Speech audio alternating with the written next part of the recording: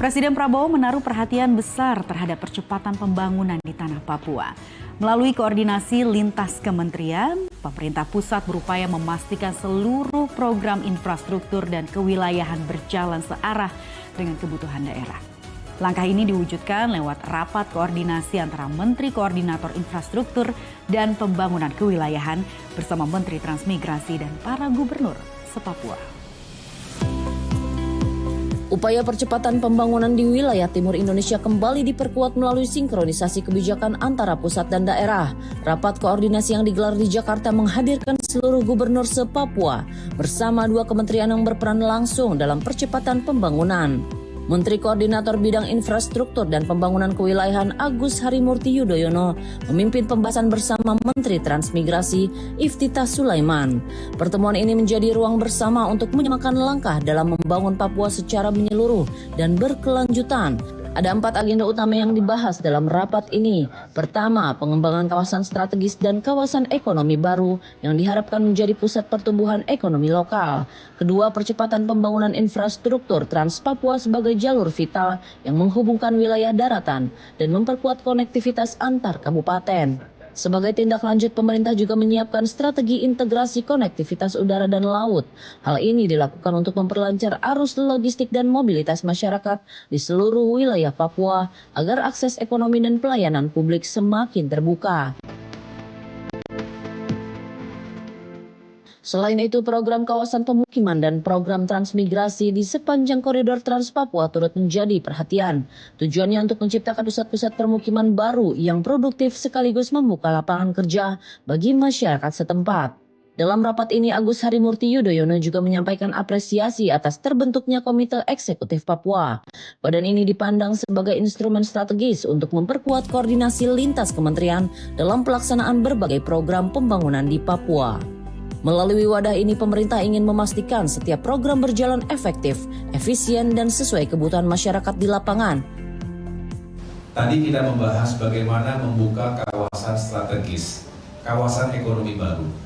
Kemudian kita membahas bagaimana menyelesaikan Trans Papua sebagai backbone konektivitas di darat, sekaligus backbone bagi pertumbuhan ekonomi yang lebih merata.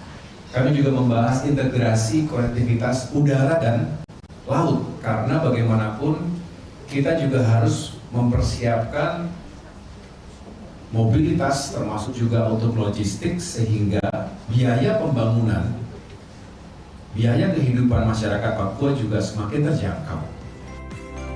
Rapat koordinasi ini juga menjadi bentuk kolaborasi nyata antara pemerintah pusat dan daerah dalam mempercepat pemerataan pembangunan di Papua. Dukungan lintas sektor diharapkan membawa dampak ekonomi yang lebih luas, meningkatkan kesejahteraan serta memperkuat konektivitas sosial di kawasan timur Indonesia.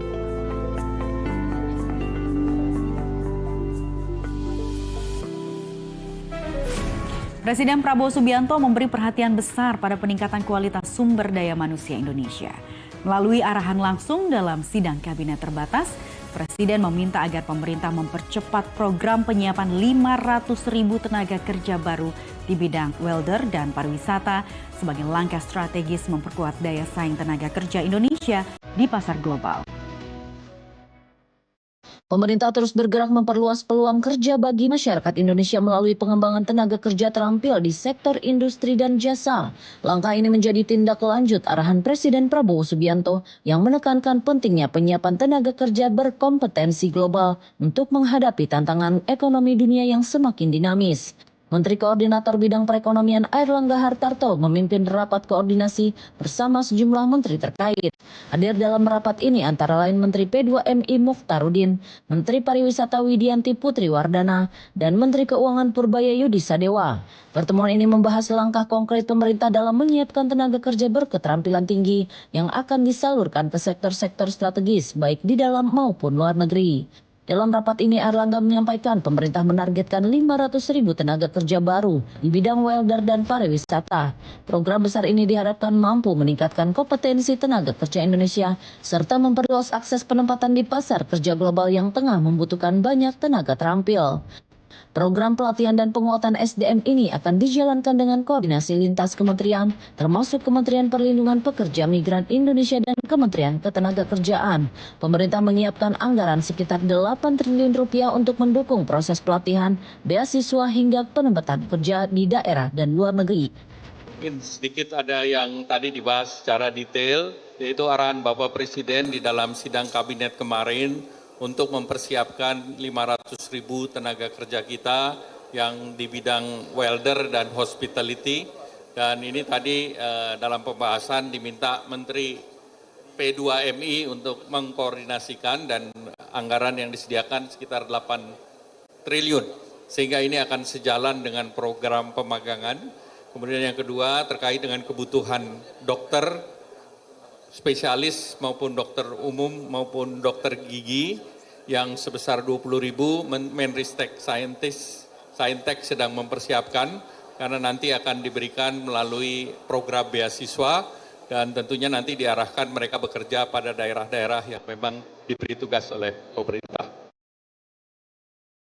Selain memperkuat sektor industri teknik seperti welder, pemerintah juga berfokus pada sektor pariwisata yang memiliki potensi besar menyerap tenaga kerja dan meningkatkan devisa negara.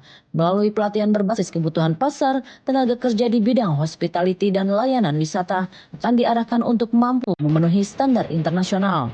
Program ini bukan sekedar upaya menciptakan lapangan kerja, tetapi juga bagian dari strategi besar Presiden Prabowo dalam membangun manusia Indonesia yang unggul, adaptif dan produktif di tengah perubahan ekonomi global.